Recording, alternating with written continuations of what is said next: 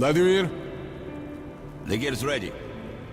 you guys, Ready. saddle up then. По коням.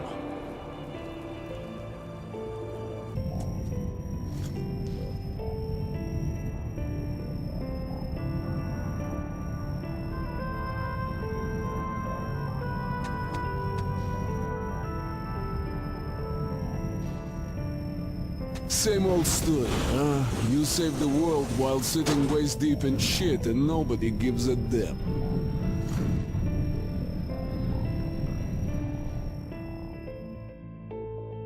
Subcategory number 6 deals shortly with the practice of racism in man's ancient history.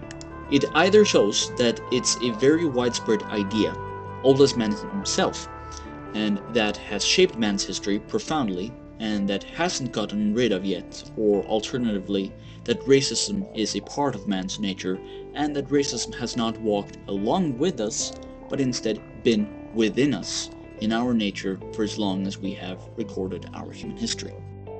The problem with history is that the vast majority of individuals weren't in contact with people of other races. Another problem is that most people were illiterate and couldn't leave their thoughts behind for the future world to discover. And a third problem is that their language either were too complicated for scripture, or that their method of writing, such as using sharp objects or the material they used to write on, such as stones, were unpractical and limited the opportunities to write. Even ink and paper limited these opportunities, as the color of ink fades away with time whilst paper wither away. Despite all of this, we have been able to discover evidence left for the afterworld to learn from.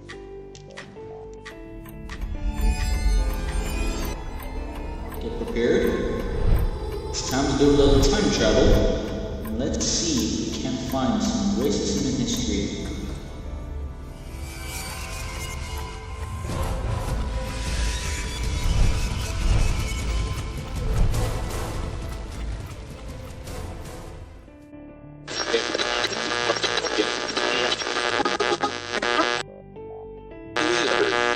Okay, I want to do this as quickly as possible. English is my fourth language, so I'm going to stutter a lot. Sometimes I'm going to make grammatical errors, and I'm going to mispronounce it. But please be patient, and use the pause button a lot. Now, if you want to find more information, there's the book Race: The Reality of Human Differences. However, I went on to Google to find other examples of racism in history. Now, first of all, and this might not be a good example, but an example could be the little mixing that has been going on around the globe. If you look at haplogroup maps or mtDNA maps, also the places where there has been mixing, there's arguments for why this is. Usually men went out by themselves, without their families or wives, and to ease their sexual frustration they raped or they just had casual sex with which does not indicate that they saw those women as equally beautiful. It might just be sexual frustration due to there being lack of their own women. Having said that, let's go on. Let's begin with India. We know the Aryan invasion is true because in the upper castes in India, there's a lot more light-skinned persons with a European phenotype. And it's not strange, because scientifically it has been discovered that the upper caste Indians has a more disproportion of European genes.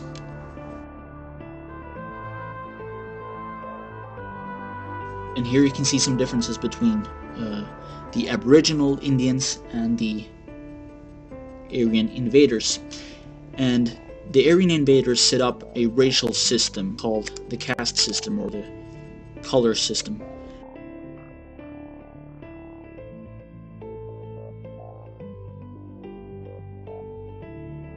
And in the Vedas, Bhagavad Gita, and so on, you can find a story of the origin of India, the racial wars between the Aryans and the Dravidians, essentially. This dates back several thousand years.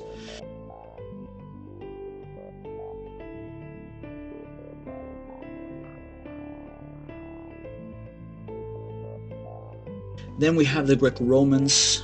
You have the Vrigils Moretum, where you essentially talk about the racial phenotype of Africans, how they look like, how they differ. The Greeks also viewed themselves as superior. The Romans called the black slaves Sima-like, and so on. And they depicted themselves quite differently from the sub-Saharans. It's not just skin color, it's really phenotype. And in the stories, the heroic stories, their Greek heroes were usually more light-skinned and had blue eyes and lighter hair and so on and so forth. In Egypt, you have the Egyptians depicting themselves quite differently from their enemies. And they even have canes where they grip their enemy. They have shoes where they walk on the enemy. It's really hostile towards their enemy. And they are very careful to show the racial phenotype. They also set up a stone, I think it was at Semna, Sensoret III, or the third, set up a stone where he essentially talked ill about the Nubians, or the black man. And the Egyptians also saw themselves as superior. A stone at Semna, where he said essentially that blacks weren't allowed to go beyond that stone into Egypt. So it was essentially the first, what is it called? Apartheid, I don't know. Then there's the great hymn to Aten, which speak about how in the known world to Egypt, all the peoples around it had different natures. And it can be discovered in Akhenaten, Amarna, and in this tomb here. Let's go on to China. Okay, so there's an old ancient poem about the origin of the human races, which is quite racist. Then in China, Eastern Europeans, called the Tocharians, moved into northwestern China. And what's interesting is, and was found 2 scrolls found at one site, turned out to be in previously unknown Indo-European languages, now called Tocharian A and B. So look up those scrolls if you wish. Now, here's where it gets interesting, I think. They depicted themselves quite differently from us, and they also called us monkeys, or they compared us to monkeys. Because of our hairy, white, ruddy skin, and our prominent noses, which the Chinese liken to those of monkeys. And similar to the Romans' use of the term Simas, monkey-like, to disparage black Africans, another example of groups seeing its racial features as being the ideal, and those of other groups as not fully human. Now, what's interesting is that the Han Chinese applied the term Hu to barbarians like the Yuezhi, that is us, who had deep eye sockets, prominent noses, and beards. But they did not apply it to another barbarian tribe, Qiang, because the Qiang looks more like themselves.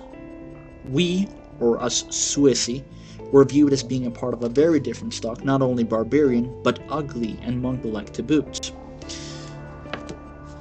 So because of phenotypical similarity, they recognized that there was something different with us, despite that we were both of our tribes were barbarians to the Han Chinese.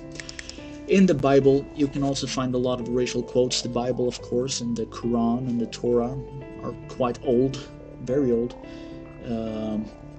Also, what's interesting is that the people, in order for people to accept Jesus as their Lord or whatever, they usually wanted him to look or resemble like themselves in order for them to accept him. That is quite interesting, and a display of phenotypical preference, I suppose, or in order for them to have more trust and associate, they wanted it to look like themselves. The Assyrians depicted themselves quite differently from the Nubians, so they too were aware of the differences. The Arabs has a lot of saying about the black people.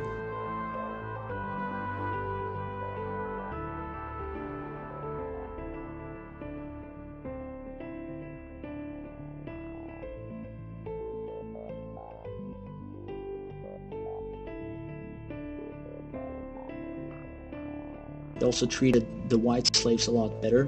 Then we have ancestral religions, where in Asatru you have Rig Stulam, like the Indian caste. It was a hierarchical racial system, I suppose you could say, based on phenotypical, where the lighter you were, the better you were. And this is discovered in Asatru. Asatru is also a folk religion. And same is... and these are examples of ancestral religions. And the same can be said about the Native American religion. As you can see here, an example of God is Red, or how they want to keep their reservations, for themselves. And the same goes for Shintoism in Japan, which also is an ancestral religion, where they worship their forefathers. And then we have the Native American and European contact. Well, as you probably know, the Vikings went into North America, and there they set up the Kensington Stone, and I believe there were another rune, not really sure, but there were warfare there. The Vikings didn't, they traded some, but they weren't on friendly terms per se. The Vikings used a racial derogatory term called skreiling to describe the natives, meaning weakling, or it could also be interpreted as gnome.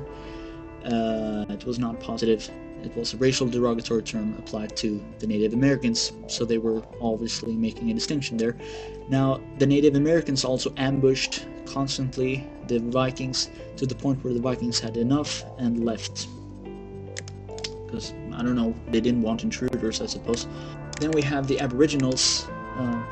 When Captain James Cook and Joseph Banks went to Australia, they met the Eora, and the Eora weren't friendly. They were quite hostile to these newcomers, and slowly make your way out to the lodge. Give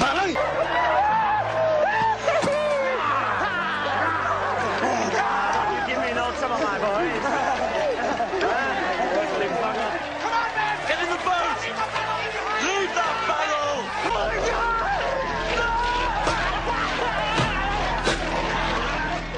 The most interesting thing, I think, is the Bushmen. And the reason why I think it is most interesting is because it's the earliest, right? Now, the Khoisan people in Africa do not look like the sub-Saharan Western Africans. They look more like Orientals, as can be seen here. And they're aware of that. And they have quite interesting language. It's not very sophisticated, but they usually make three distinctions. A is edible animal, like warthog, giraffe. Inedible animal is African, European, and hyena, meaning Oma. So we're considered as equals to hyena. And then persons are Sioux. Now here's where it's really interesting. The first time the Khoisan saw Orientals, they called the Orientals Sioux, not Oma, like they call us Europeans or other Africans, because they recognized the phenotypical similarity. So because of phenotypical similarity, we are in a group along with inedible animals, and they are in the group of persons and humans. And it might say, so if they think that way, then why shouldn't our very early ancestors think that way? Another example could be the Neanderthal. Two human species are going head-to-head in a battle for survival. Strange hunters, and also deeply wary of them. We're so used to seeing strangers. You can go out, go to work every day, you're going to see hundreds of people that you've never met before. These people didn't have that experience. They maybe met strangers a few times in their life. How would you react seeing someone who was very close to you, but at the same time different? They had no world view of that.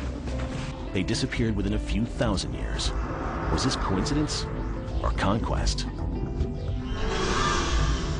The Neanderthals did very well in Europe over many, many millennia of changing climates and different conditions, and the only truly new thing was the appearance of Homo sapiens.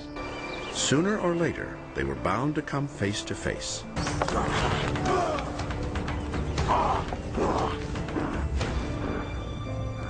The first encounter between two almost identical human species is a profound shock.